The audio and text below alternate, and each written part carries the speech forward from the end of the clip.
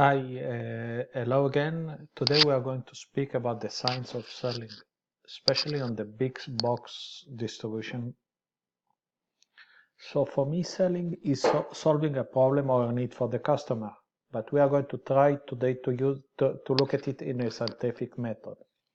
But before we go there, we have to define what big box distribution means. For me, big box means big retailer with various stores like Walmart, Soriana, Costco, Sam's. So let's go to part one, retail to a zero tolerance customer. So why predicting the right product at the right place is so difficult? If retail is easy, all we have to do is the right product at the right time at the right place, right? Oh, sorry, I forgot, at the right price.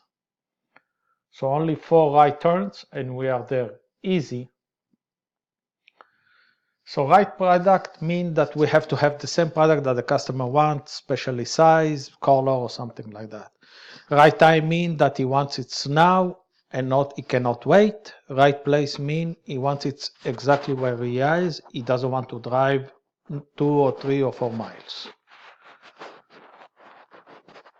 So the solution is very easy. All we have to do is carry as much product as possible, as much quantity as possible, and to have the store, as much store as possible, open 24 hours. But that's look very, very expensive. So how we are going to have the right product at the right moment, at the right place, at the right price? So we are going to use prediction.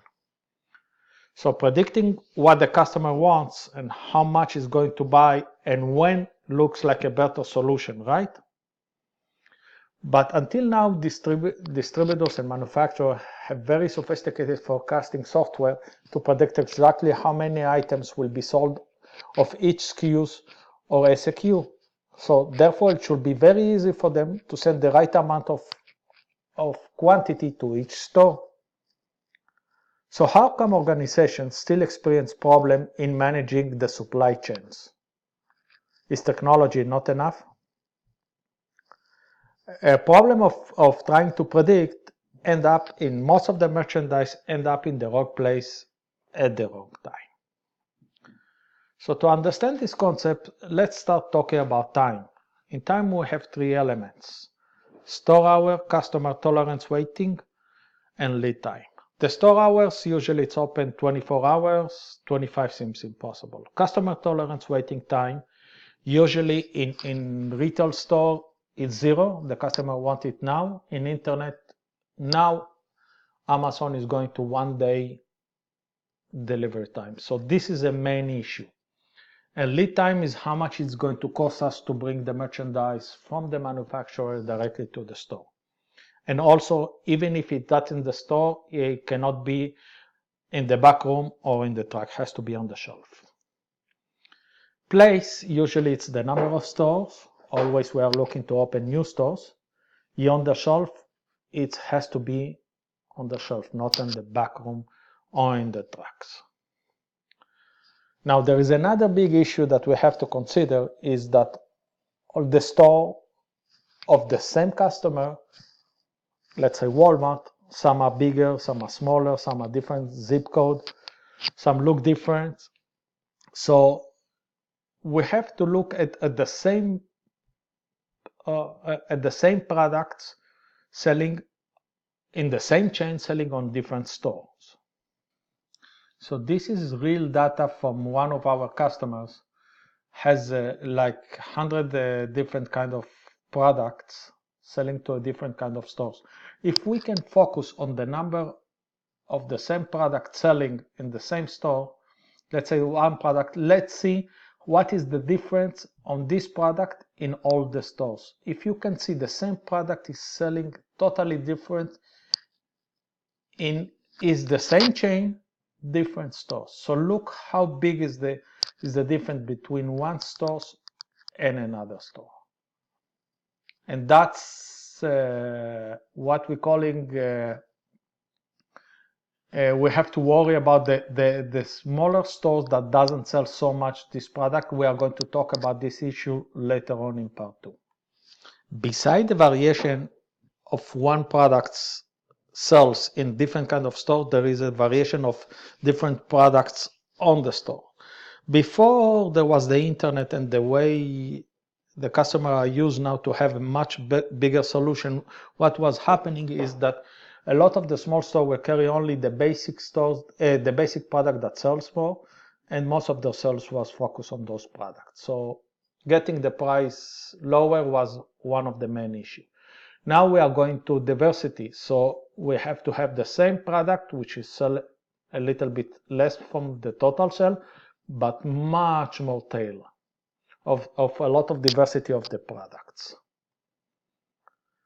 Issue that I wanted to put aware here, because it will take us to another point that we have to discuss later. It's called the price elasticity of demand, the PED. So basically a PED is a measure to use to know how much demand will affect by changing price. Usually a good PED, a product that is sensitive to price, is between 1 and -1. So taking PED in account, we have three different kinds of product: alpha, beta, and gamma. So alpha product sells good in almost all the store. Usually it's will be a product that is very sensitive to price. Beta will be sells good in a few stores and slow in other. And gamma will be sells slow in all the stores. So usually alpha product are best-selling item of each department, very competitive product, and very price sensitive. Example: branded milk, branded beer, a few cereal brand, meat, vegetable, bread, motor oil, and branded electronics. The difference between best-selling product and worst-selling product, we saw that in the example. It was very, very big. So beta product, majority of the SKUs are beta product. Those are seasonal product, area-sensitive product, and impulse product. The PED level is closer to 5, so we're talking about team sports goods, steering wheel covers, specialty food, etc. The gamma product are the rest of the product, and the PED is even higher than 5.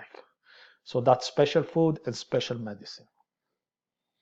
Sales and profit are more dependable on beta and gamma products. That means most of the alpha product will be a very low margin product, or even losing margin on it, because we want to drive people into the stores. Now, even between those three kinds of products, there is also a dynamic movement between those products. So some alpha become beta, if example, if there is a cheaper next door, so our alpha product become beta, or beta become alpha if there is a weather change and we're talking about a product that is sensitive to the weather. So as we can see, it's almost impossible to predict product and quantity at the store level. So the result, as usual, it's happening, it's increase of inventory, and the investment is in the wrong place at the wrong time, and a lot of lost sales. So usually what we do to balance the inventory in beta gamma, we do heavy discounts on price. And the problem is that usually on those prices, which is beta and gamma, if we do a discount on a price and they have a lower elasticity level, so rebate on those prices does not work. And the negative effect will be a lower bottom line, affect the relationship with the supplier, and kills the next generation of those products. If I give you an example, for how much a scale is cost. So if we take a scale and reduce it 50%, we are going to buy 2 scales. So the basic retail cloud is this. In one hand, the goal is increase profitability. To increase how much money we are going to return on investment, we have to reduce the cost, but at the same time, we have to protect sales. In order to reduce cost, we have to hold less inventory. But to protect sales, we have to hold more inventory. So basically, we have a dilemma. To solve this dilemma, our solution is to break this assumption. Increase sales without holding more inventory. But how? Usually, a few options come in mind. One is on demand. The other thing is the inventory cost is a supply responsibility. And the third one is moving from push distribution to pull distribution.